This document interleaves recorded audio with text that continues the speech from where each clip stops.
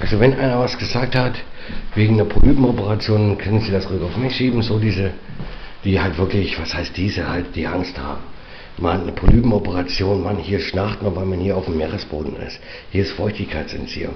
Und wenn Sie sagen, hey, die Polypenoperation ist normal, Schnarchen ist unnormal, die sind nicht ganz dicht, Schnarchen tut man auf dem Meeresboden.